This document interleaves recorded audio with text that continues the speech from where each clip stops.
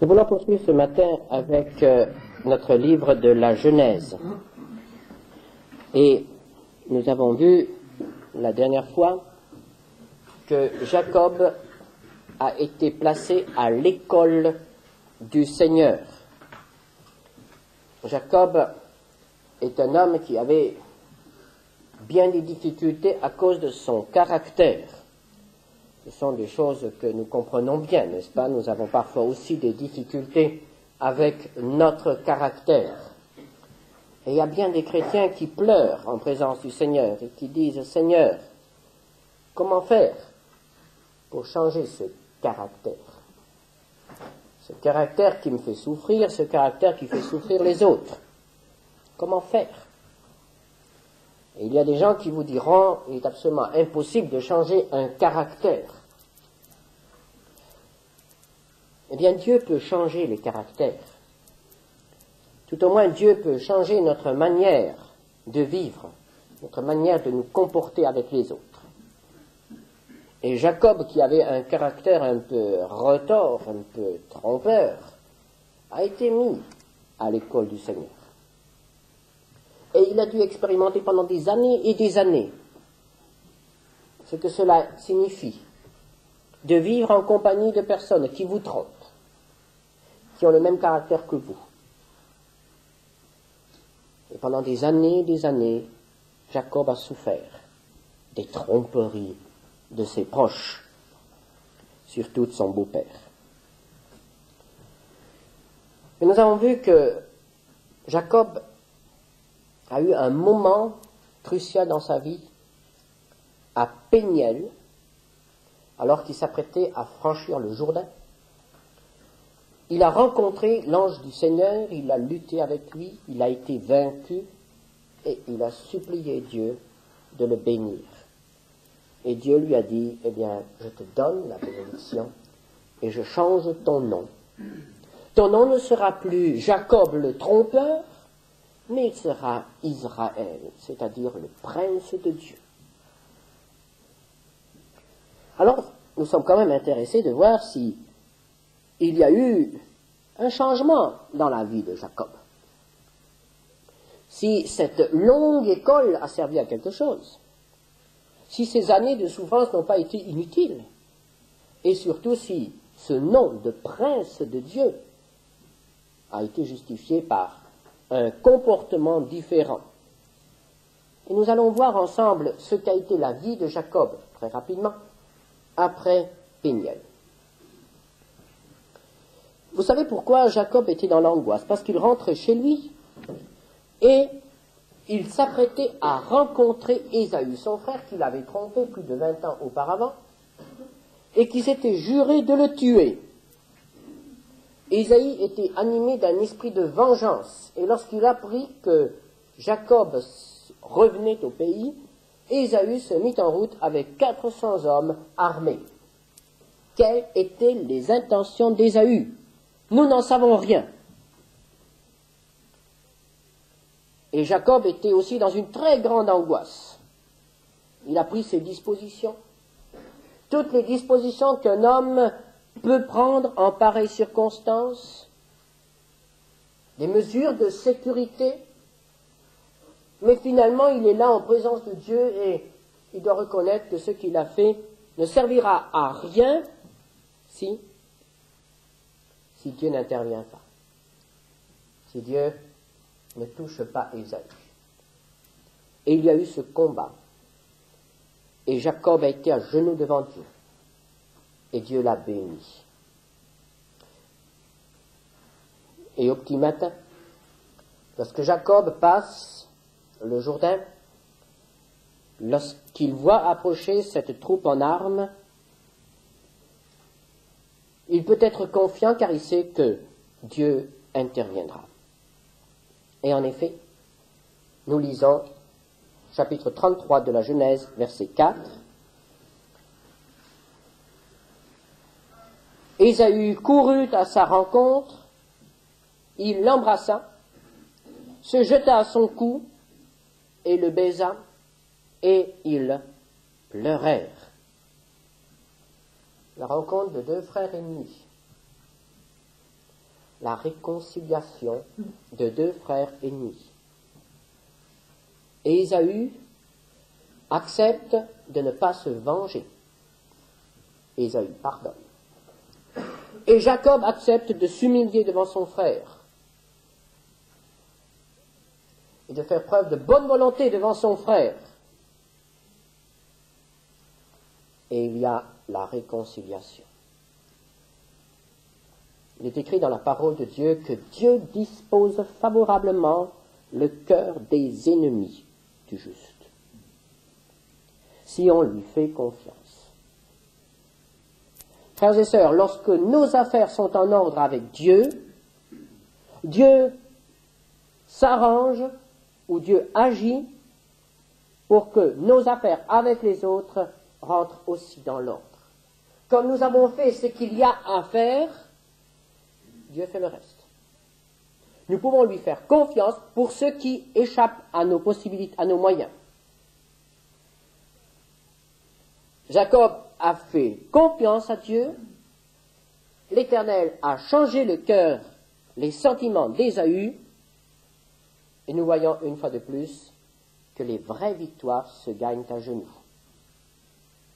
C'est dans cette lutte avec le Seigneur, la nuit, à genoux, que Jacob a remporté la victoire sur les sentiments de haine de son frère. C'est pourquoi il faut passer plus de temps à genoux. Beaucoup de nos problèmes seraient déjà résolus si nous étions à genoux en présence du Seigneur pour les résoudre. Dieu dispose favorablement les ennemis de celui qui se confie en lui. Nous sommes peut-être en ce moment en présence de grands problèmes avec certaines personnes, avec des parents peut-être, avec des ennemis, que sais-je, mais Dieu peut changer les cœurs. Et nous voyons Jacob poursuivre son chemin. Et nous le retrouvons au chapitre 33, versets 19 à 20. Il acheta la portion du champ où il avait dressé sa tente, des fils de Hamor, père de Sichem, pour 100 Kézitans. Et là, il éleva un autel qu'il appela El Eloé Israël. Dieu a promis de donner à Jacob, aux descendants d'Abraham, aux descendants de Jacob, tout le pays de Canaan. C'est une alliance, c'est une promesse qui est encore valable aujourd'hui. Mais pour Jacob, ce n'était pas encore une réalité. Comme Isaac, comme Abraham, il devait rester un étranger dans son héritage. Un étranger. Dans le pays qui lui appartenait de droit, qui lui a été donné par Dieu. S'il veut une propriété, il doit donc l'acheter. Comme Abraham a dû acheter un lopin de terre pour avoir un sépulcre, Jacob doit acheter un lopin de terre pour y dresser sa tente et pour élever un autel. Et c'est ce champ près de Sichem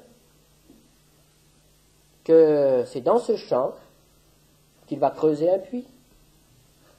Et c'est sur la margelle de ce puits que Jésus rencontrera la Samaritaine plusieurs siècles plus tard. Mais ici, ce qui nous intéresse ce matin, c'est ce terrain qu'il a acheté, il élève un autel. C'est le premier autel que Jacob élève. C'est le premier autel après Péniel. Jusqu'à présent, Jacob n'a pas élevé d'autel. Mais il devient maintenant, après avoir rencontré Dieu, il devient un adorateur.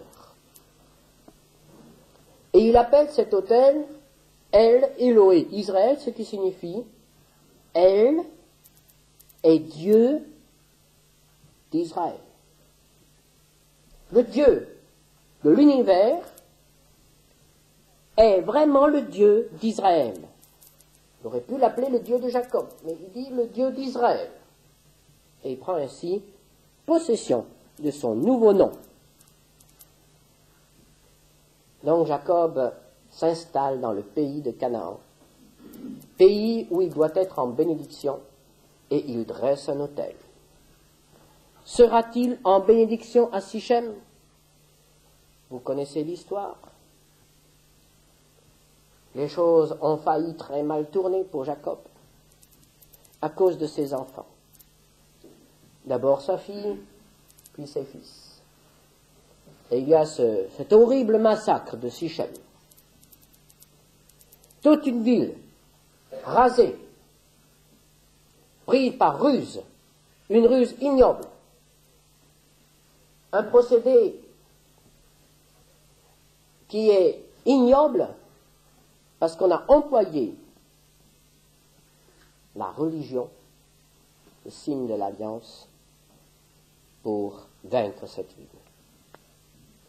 Et c'est ainsi que toute cette tribu, tout ce clan de Sichem est égorgé, détruit.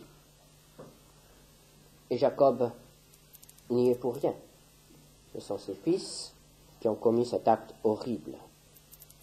Et nous pouvons penser que Jacob a été profondément troublé. Lui, l'Israël de Dieu, lui qui devait être en bénédiction, il voit que soudain, par ses enfants, il est en malédiction. Quel problème pour un père de famille chrétien, lorsqu'il voit que ses enfants déshonorent le nom du Seigneur. Quelle souffrance pour Jacob, lorsque toute sa vocation est compromise par les accès d'humeur, de colère, par l'esprit du siècle de ses enfants. Et Jacob doit fuir, il doit quitter Sichem, il doit aller au loin. Et Dieu lui dit, alors, chapitre 35, verset 1, « Lève-toi, monte à Béthel, et demeure-y. Là tu dresseras un autel au Dieu qui t'apparut, lorsque tu fuyais Ésaü, ton frère. » À Sichem, dans cette détresse, car Jacob se demande si les villes avoisinantes ne vont pas s'armer pour détruire ce clan de pillards et de massacreurs qu'il représente, Jacob, dans sa détresse, reçoit un appel de Dieu. Et Dieu lui dit, c'est le moment maintenant, c'est le moment de monter à Béthel.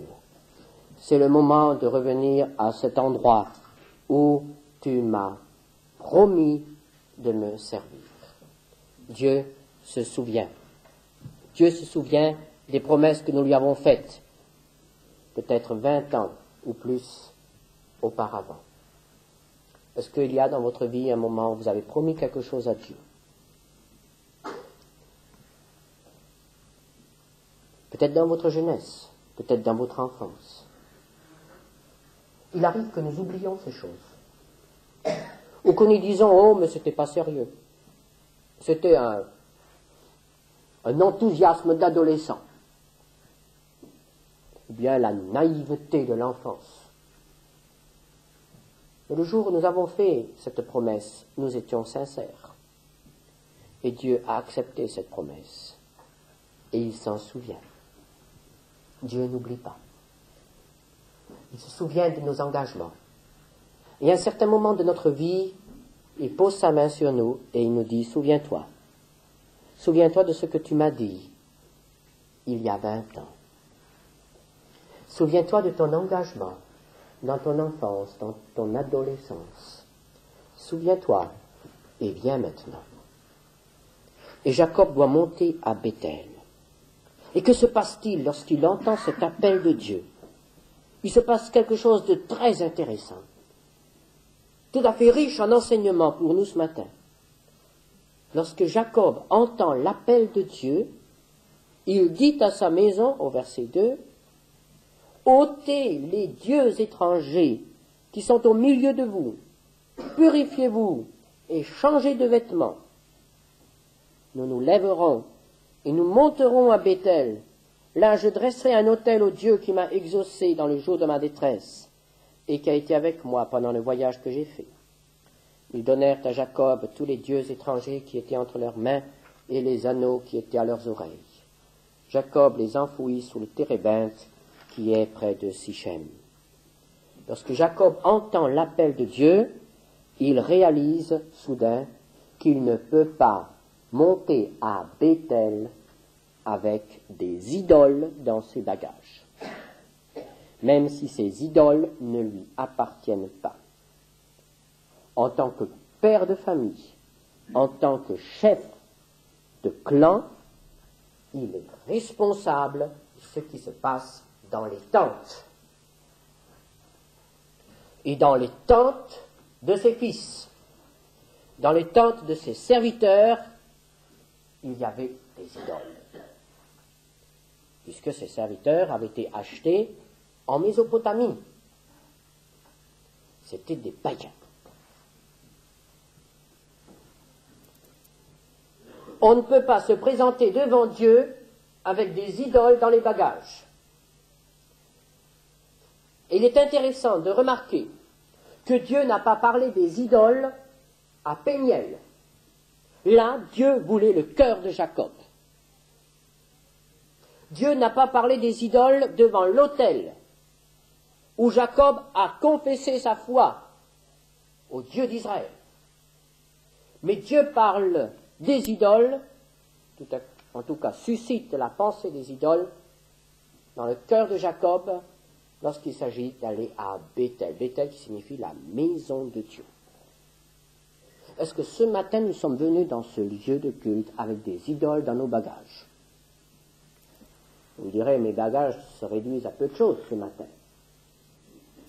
Mais peut-être que les idoles ne sont pas dans les bagages, mais dans le cœur.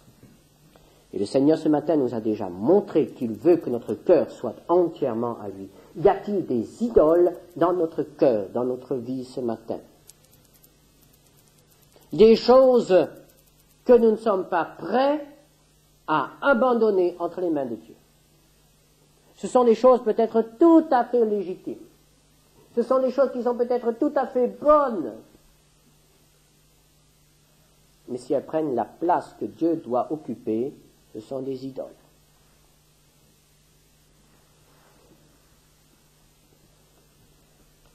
Si nous voulons vraiment nous présenter devant Dieu, il faut qu'il y ait un nettoyage dans les bagages. Est-ce que nous sommes prêts à ce nettoyage dans les bagages?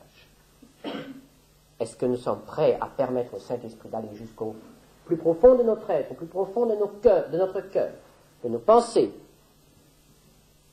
pour mettre la lumière sur ce qui est encore une idole à ses yeux? Et lorsque nous avons sorti les idoles de nos tentes, est-ce que nous sommes prêts à les enterrer? Il faut les enterrer, il faut les détruire. Jacob se sépare des idoles. Et que se passe-t-il alors? Tous ces hommes qui pouvaient être ses ennemis et qui l'environnaient de toutes parts s'abstiennent de l'attaquer. 35, verset 5. Ensuite ils partirent, la terreur de Dieu se répandit sur les villes qui les entouraient, et l'on ne poursuivit point les fils de Jacob. Et nous avons de nouveau la même constatation. Lorsque notre cœur s'attache à Dieu, Dieu règle nos affaires. C'est dans cette purification, c'est dans cette consécration que Jacob est devenu fort. Il n'a rien eu à faire. Dieu a envoyé la terreur sur les villes et on l'a laissé partir sans le toucher. Cette terreur de l'Éternel, nous la retrouverons tout au long de l'histoire d'Israël.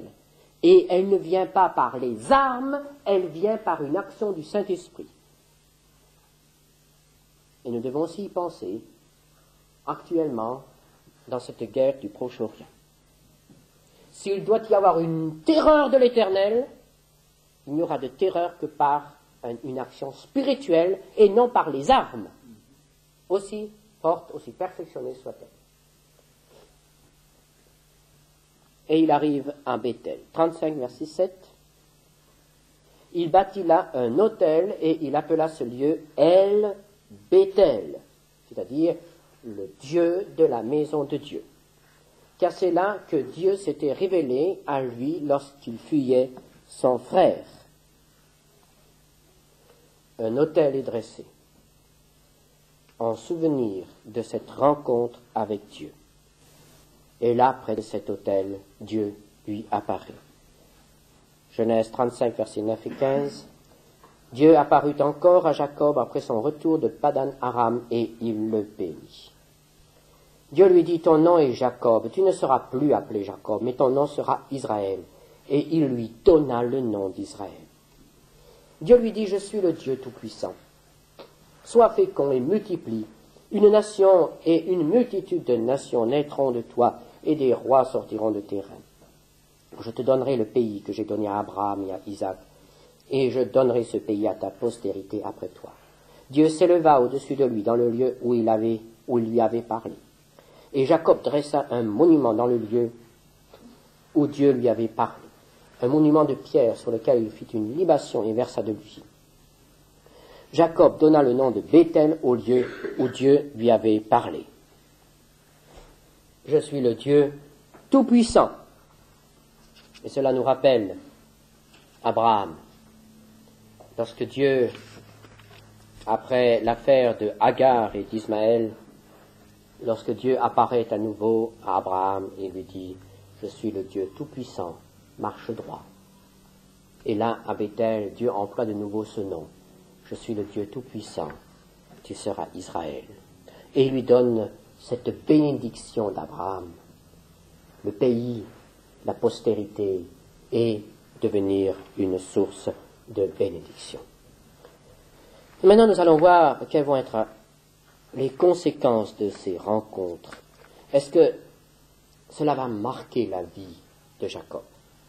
Et nous le retrouvons beaucoup plus loin, après bien des années, à la fin de sa vie, dans Genèse 48, versets 1 à 4. Genèse 48, versets 1 à 4. Après ces choses, l'on vint dire à Joseph, voici ton père est malade, et il prit avec lui ses deux fils, Manassé et Éphraïm. On avertit Jacob et on lui dit, voici ton fils Joseph qui vient vers toi. Et Israël rassembla ses forces et s'assit sur son lit. Jacob dit à Joseph, le Dieu Tout-Puissant m'est apparu à Luz, dans le pays de Canaan, et il m'a béni. Il m'a dit, je te rendrai fécond, je te multiplierai, et je ferai de toi une multitude de peuples. Je donnerai ce pays à ta postérité après toi, pour qu'elle le possède à toujours. Ces choses se passent en Égypte. Jacob va mourir, et il rassemble ses fils. Et qu'a-t-il à dire à Joseph, son fils préféré? Il lui dit, le Dieu Tout-Puissant. Et il reprend ce nom que Dieu a employé à Béthel. Le Dieu Tout-Puissant. Et c'est au nom du Dieu Tout-Puissant que Jacob va s'adresser à ses fils. Et il rappelle les promesses qui lui ont été données à Béthel. Et il rappelle la fidélité de Dieu qui s'est manifestée dans toute sa vie. Et lorsqu'il a terminé, il dit au verset 11, « Je ne pensais pas revoir ton visage, et voici que Dieu me fait voir même ta postérité. » Joseph les retira des genoux de son père, et il se prosterna en terre devant lui. Et Joseph et Israël, ensemble, adorent le Seigneur. Puis, Jacob veut bénir les deux fils de Joseph, les deux aînés. Et il dit qu'il les adopte comme ses fils. Verset 5. Maintenant, les deux fils qui te sont nés au pays d'Égypte, avant mon arrivée vers toi en Égypte, seront à moi. Éphraïm et Manassé seront à moi, comme Ruben et Simeon. C'est là quelque chose d'étrange. Mais nous pourrons peut-être l'expliquer par le fait que Jacob voulait donner là peut-être une double part à Joseph et donner au fils de Joseph une place prépondérante en Israël. Et il y a un détail intéressant aussi au verset 13, à partir du verset 13, Jacob va bénir les deux fils, Manassé et Éphraïm, et voici ce que nous lisons. Puis Joseph les prit tous deux, Éphraïm de sa main droite à la main gauche d'Israël, et Manassé de sa main gauche à la droite d'Israël, et les fit approcher de lui. Israël étendit sa main droite et la posa sur la tête d'Éphraïm, qui était le plus jeune. Et il posa sa main gauche sur la tête de Manassé. Ce fut avec intention qu'il posa ses mains ainsi, car Manassé était le premier-né. Il bénit Joseph et dit que le Dieu en présence duquel ont marché mes pères, Abraham et Isaac, que le Dieu qui m'a conduit depuis que j'existe jusqu'à ce jour, que l'ange qui m'a délivré de tout mal bénisse ses enfants. Qu'il soit appelé de mon nom et du nom de mes pères, Abraham et Isaac, et qui multiplie en abondance au milieu du pays. Joseph vit avec déplaisir que son père posait sa main droite sur la tête d'Éphraïm. Il saisit la main de son père pour la détourner de dessus la tête d'Éphraïm et la diriger sur celle de Manassé. Et Joseph dit à son père, « Pas ainsi, mon père, car celui-ci est le premier-né. Pose ta main droite sur sa tête. » Son père refusa et dit, « Je le sais, mon fils, je le sais. Lui aussi deviendra un peuple, lui aussi sera grand, mais son frère cadet sera plus grand que lui, et sa postérité deviendra une multitude de nations. » Il les bénit ce jour-là et dit, « C'est par toi qu'Israël bénira en disant que Dieu te traite comme Éphraïm et comme Manassé. » Et il mit Éphraïm avant Manassé. Et là, nous pensons à quelque chose. Nous nous souvenons de cette promesse qui avait été donnée à Rebecca. Le plus jeune sera le plus grand. Et il semble que Jacob, avant de mourir, ait voulu encore une fois transmettre cela sur les deux fils de Joseph. Et il donne de nouveau la préférence au plus petit, la préférence au plus jeune, Éphraïm, et il le bénit. Et ensuite, il donne des ordres pour sa sépulture. Et il dit, à partir du verset 29 du chapitre 49, « Puis il donna cet ordre, « Je vais être recueilli auprès de mon père, enterrez-moi avec mes pères dans la caverne qui est au champ d'Éphron, le Hétien, dans la caverne du champ de Macpéla vis-à-vis de Mamré, dans le pays de Canaan. C'est le champ qu'Abraham a acheté d'Éphron le Hétien comme propriété sépulcrale. Là, on a enterré Abraham et Sarah, sa femme. Là, on a enterré Isaac et Rebecca, sa femme. Et là, j'ai enterré Léa. Le champ et la caverne qui s'y trouvent ont été achetés des fils de Heth. » Jacob veut être enterré en Canaan. Et croyez-moi, il ne s'agit pas là d'un désir sentimental. Bien sûr, les personnes âgées éprouvent à partir d'un certain moment la nostalgie de leur pays d'enfance. Et c'est pourquoi bien des personnes âgées désirent être enterrées dans leur village natal, ou bien dans le village, dans les montagnes, dans les vallées, où ils ont été heureux. Mais il ne s'agit pas de cela chez Jacob. Chez Jacob, il y a une toute autre attitude. Jacob est un croyant. Jacob sait qu'Israël, que ses descendants, retourneront en Canaan. Et il veut donner à ses fils l'exemple de la foi. Et il veut leur dire, je veux être enterré en Canaan, car c'est là que finalement est votre pays. Votre pays, ce n'est pas l'Égypte, votre pays, c'est Canaan. Et il rassemble ses fils, et avant de mourir, les bénit. Et il a là tous ses fils devant lui. Et il va les bénir. Nous n'avons pas le temps de ce matin de lire ce chapitre 49, mais il veut transmettre quelque chose à ses enfants. Lisez ce chapitre cet après-midi et voyez ce qu'il peut donner à ses enfants. Car il y a là quelque chose de très important dans la vie spirituelle. Ses fils ne vont recevoir que ce qu'ils peuvent accepter. Nous voyons au chapitre 49, verset 28, ce sont là tous ceux qui forment les 12 tribus d'Israël, et c'est là ce que leur dit leur père en les bénissant. Et soulignons ces derniers mots, il les bénit chacun selon sa bénédiction. À Ruben, il n'a pu donner que ce que Ruben pouvait recevoir. Il en est de même pour Siméon et Lévi, pour Judas, pour Zabulon, pour Issachar, pour tous les autres. À chacun sa bénédiction. Et nous nous souvenons de la bénédiction à Ésaü et de la bénédiction à Jacob. Chacun sa bénédiction. Et c'est encore vrai pour nous aujourd'hui. Dieu est prêt à verser sa bénédiction sur chacun d'entre nous, ou sur l'Église. Mais il ne peut nous donner que ce que nous pouvons recevoir. Si nous sommes de grands récipients, il nous donnera beaucoup. Si nous sommes de petits récipients étriqués ou encombrés, ce qu'il nous donnera sera peu de choses. Et c'est là une des raisons des différences entre chrétiens. Il y en a qui reçoivent beaucoup, il y en a qui reçoivent peu. Il y en a qui peuvent être bien employés par le Seigneur, il y en a qui peuvent être peu employés par le Seigneur. À chacun selon ses capacités, nous dit la parole de Dieu. Mais alors, il est absolument inutile de dire « Seigneur, bénis-moi, Seigneur, bénis-moi ». Le Seigneur peut tout juste dire « Mais il y a longtemps que je t'ai donné ce que tu peux contenir. Tout ce que j'aurai encore à te donner, tu ne peux pas le recevoir. » Nous devrions prier « Seigneur, agrandis mon cœur. Seigneur, accorde-moi la grâce de pouvoir recevoir davantage. Seigneur, libère mon cœur. Fais de la place en moi pour toi. Que je devienne un grand récipient pour toi. Fais de la place en moi. À chacun selon sa bénédiction.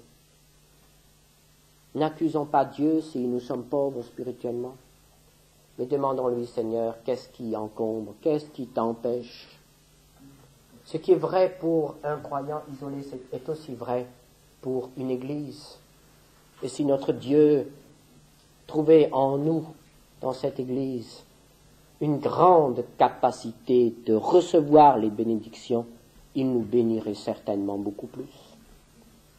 À chacun sa bénédiction. Et ces bénédictions sont révélatrices du caractère de ceux qui les reçoivent. Ruben, il ne peut pas lui donner grand-chose, car il est un impétueux. Il a commis un inceste. Siméon et Lévi, Dieu ne peut pas leur donner la joie d'être réunis, car quand ils sont ensemble, ils commettent des actes de violence. Et Siméon sera redistribué, réparti dans le pays de Juda, et Lévi sera encore plus dispersé, puisque c'est de Lévi que sortiront les sacrificateurs qui n'auront pas d'héritage en Israël. Et alors Juda est par l'ordre d'aînesse maintenant celui qui peut avoir le commandement. Et c'est ce qui arrive. Juda, tu recevras les hommages de tes frères. Ta main sera sur la nuque de tes ennemis. Les fils de ton père se prosterneront devant toi. Juda est un jeune lion. Tu reviens du carnage, mon fils. Il ploie les genoux, il se couche comme un lion, comme une lionne. Qui le fera lever? Le sceptre ne s'éloignera point de Juda, ni le bâton souverain d'entre ses pieds, jusqu'à ce que vienne le Shiloh et que les peuples lui obéissent. Remarquons à nouveau comment Dieu bénit Juda. Il le décrit d'abord comme un lion. Juda, un lion, le lion royal, le lion de David. Et Juda sera un lion jusqu'au jour où viendra le Shiloh. Et qui est ce Shiloh? Shiloh veut dire le pacifique, celui qui apporte la paix. Qui est le pacifique? Qui est celui qui donne la paix? C'est Jésus. Jésus, le fils de David. Et c'est ce que nous attendons. Nous attendons la venue du fils de David. Et Jacob, avant de mourir, a annoncé la venue du fils de David, a annoncé la venue de celui qui apporte la paix. Et nous pouvons avoir cette certitude. il n'y aura de paix dans le monde, au Proche-Orient ou ailleurs, qu'à la venue du Pacifique, à la venue du Shiloh. Et nous désirons qu'il vienne bientôt. Nous terminerons par ce verset 47, verset 31. Puis Israël se prosterna sur le chevet de son lit. Et c'est en adorant Dieu que Jacob, le trompeur, Jacob, le marchand, le supplanteur, le rusé, est devenu un adorateur. Il est mort en adorant. Oui, Péniel a vraiment eu un effet dans la vie de cet homme. Et si vous voulez que votre caractère change, il faut qu'il y ait un Péniel dans votre vie. C'est à Péniel que le supplanteur devient adorateur.